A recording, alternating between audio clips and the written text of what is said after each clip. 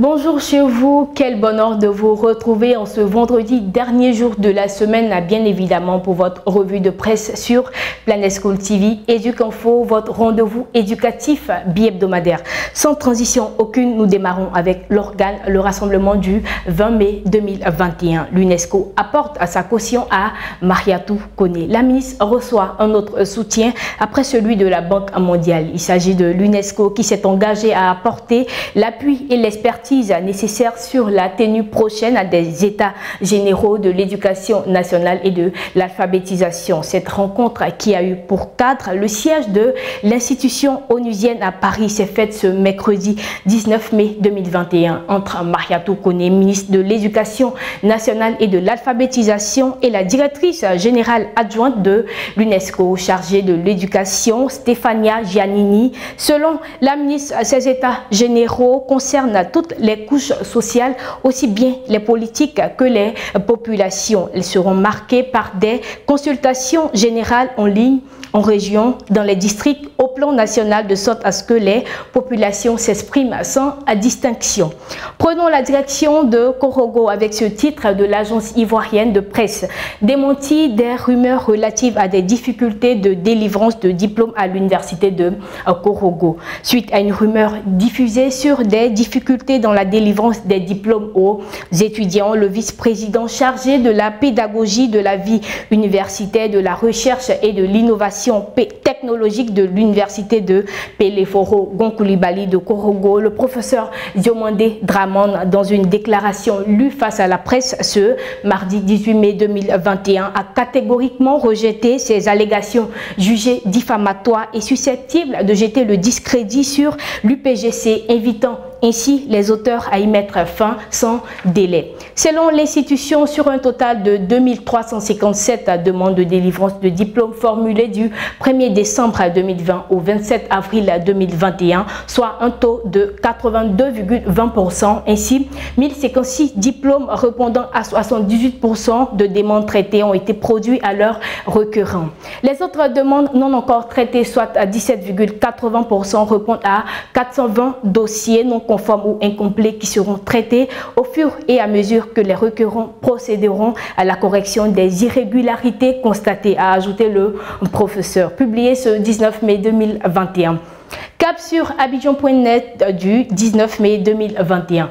La Fondation Children of Africa renforce la capacité pédagogique du collège d'enseignement technique d'Agoville. Le collège d'enseignement technique a reçu de mardi 11 mai 2021 du matériel didactique de la Fondation Children of Africa. Cette cérémonie s'est faite au sein du dit établissement et a enregistré la présence de Cissé Aïssata, représentante de Madame Dominique Ouattara et d'autres membres de la Fondation. La représentante a insisté sur l'importance de l'engagement de Madame Dominique Ouattara pour l'éducation des enfants. Poursuivant, elle a indiqué aussi que la formation occupe une place prépondérante dans les actions sociales de la donatrice. On passe à un autre sujet. Le quotidien d'Abidjan du 19 mai 2021 nous apprend du démarrage du concours d'entrée à l'EAMO depuis le mardi. Le concours d'entrée à l'école africaine des métiers de l'architecture et de l'urbanisme de Lomé a démarré ce mardi 18 mai 2021 à l'école pratique de la Chambre de commerce et de l'industrie d'Abidjan Plateau. La direction des examens et des concours a procédé à l'ouverture des épreuves en présence des candidats qui ont composé dans 5 matières du mardi au mercredi.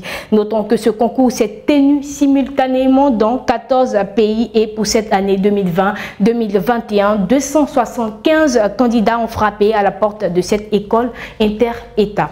Il est important de souligner qu'après les compositions, les copies seront acheminées au Togo pour les corrections.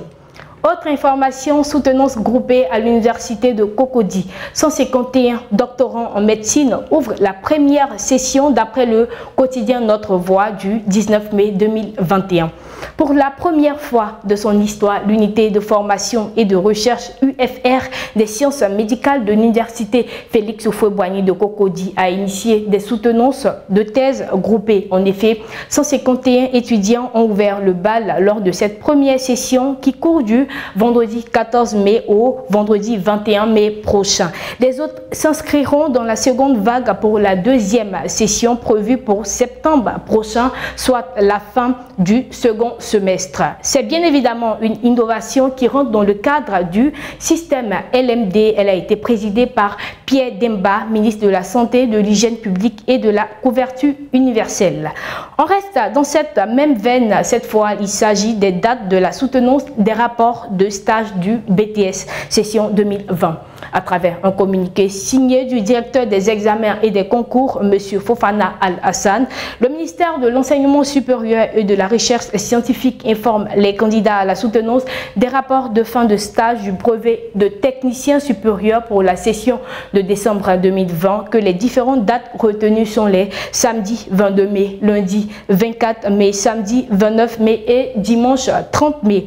Le communiqué précise que le programme de passage par filière et par centre est disponible sur la plateforme www.examenbts.net et également à la direction des examens et des concours. Le ministère de l'Enseignement supérieur et de la Recherche scientifique tient-il à informer les candidats qu'aucune prorogation ne sera faite. Les candidats sont donc invités à prendre toutes les dispositions utiles pour répondre présent aux différentes dates.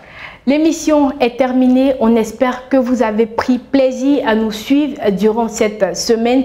Nous, c'est toujours un plaisir renouvelé et pour toujours être au parfum des informations éducatives nationales et internationales, suivez-nous sur planetschoolmagazine.net et sur les différents réseaux sociaux. Excellente suite de programmes sur la chaîne d'information et d'actualité éducative.